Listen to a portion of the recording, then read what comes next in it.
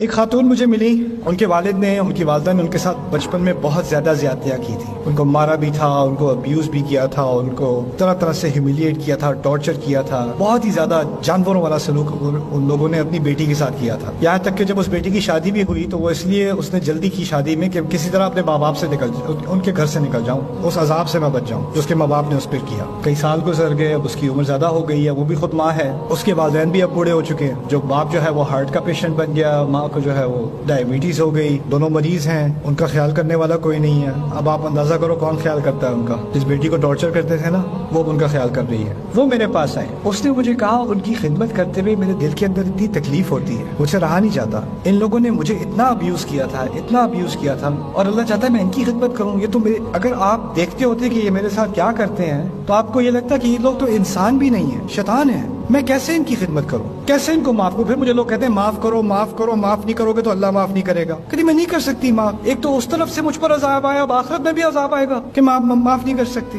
میں نے سوال پوچھا کس نے آپ سے کہا ہے کہ معاف کرنا فرض ہے؟ کہاں سے غلط فہمی ملی ہے آپ کو؟ وَلَمَنِ انتصر بَعْدَ ظُلْمِهِ فَأُولَئِكَ مَا عَلَيْهِم مِّن سَبِيلٍ۔ اگر کوئی اپنی مدد کرنے لگے، اگر انصاف کی طلب کرے، اس کو باقاعدہ ڈیمانڈ کرے، اس کے خلاف آپ کوئی کیس نہیں کر سکتے، اللہ تعالیٰ نے اس کی کھلی چھٹی دے دی۔ اور پھر بعد میں بھی یہ بھی کہا ہے فَمَنْ عَفَا وَأَصْلَحَ فَأَجْرُهُ عَلَى اللَّهِ، جو معاف کر دے اور ریکنسائل کر سکے، کر لے، اس کا اجر اللہ کے ہاتھ، اس کے اللہ کے ذمہ ہے۔ لیکن یہ کسی نے کوئی کنڈیشن نہیں ڈالی، لازمی ہے معاف کرنا۔ یہاں تک کہ یوسف علیہ السلام کے بیٹوں نے ان کو اتنا ٹارچر کیا تھا، اتنا ٹارچر کیا تھا، آپ کو شاید علم نہ ہو، ان کی بیویاں بھی اپنے سسر کی توہین کیا کرتی تھی، ان کے پوتے بھی اپنے دادا کی توہین کیا کرتے تھے۔ لولا ان تفندون میں اس بات کی طرف اشارہ ہے، یعنی صرف بیٹے ہی توہین نہیں کرتے تھے، ان ابانا لفی ضلال مبین انک فی ضلالک القدیم، بلکہ ان کا پورا گھرانہ ایک نبی کو جانتے ہوئے کہ وہ نبی ہیں کئی سالوں ان کی توہین کرتے رہے، وہ ٹارچر سے گزرے ہیں، اور بعد میں جب سارا معاملہ حل ہو گیا تو آتے ہیں ہمارے لیے بھی دعا کر دیں، یا ابت استغفر لنا۔ یہ کوئی آسان کام ہے؟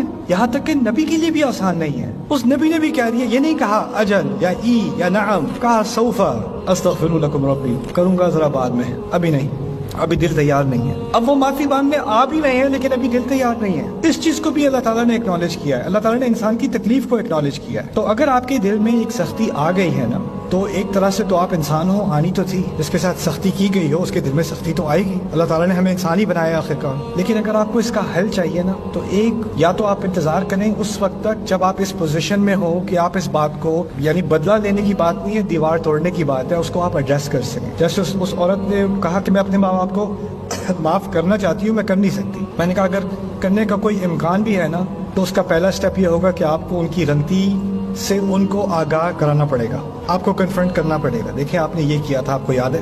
آپ نے جو کیا تھا آپ کو یاد ہے؟ دیکھیں یوسف علیہ السلام کچھ غلطی کا ذکر کیے بغیر بھی معاف کر سکتے تھے، لیکن جب انہوں نے کہا ہے نا هل علمتم ما فعلتم بيوسف واخيه، کیا جانتے ہو کیا کیا تھا تم نے یوسف اور اس کے بھائی کے ساتھ؟ اذ انتم جاہلون، جب تم اپنے ہی جذبات میں گم تھے، جب تم جہالت کا تعلق جذبات سے بھی ہے، جب تم اپنے جذبات میں گم ہو کے تم نے جو نفرت دی ہے مجھے میرے بھائی کو، جانتے ہو تم نے کیا کیا تھا؟ یعنی کنفرنٹ کرنا پڑتا ہے۔ اگر کنفرنٹ نہیں کرو گے تو وہ دیوار نہیں ٹوٹے گی، اور ہو سکتا ہے اس دیوار ٹوٹنے کے بعد پھر امکان ہوتا ہے، ہو سکتا ہے کہ میں معاف کر سکوں، لیکن جب تک وہ نہیں ہوگا نا تو معافی جو ہے وہ بھی آرٹیفیشل ہوتی ہے۔ اس طرح ہم لوگ، بچوں کی لڑائی ہوتی ہے تو کہتے ہیں چلو گلے لگو، ہاتھ ملاؤ، مسئلہ حل ہو جاتا ہے ایسے۔ وہ گلے لگاتے ہوئے بھی میں تجھے چھوڑوں گا نہیں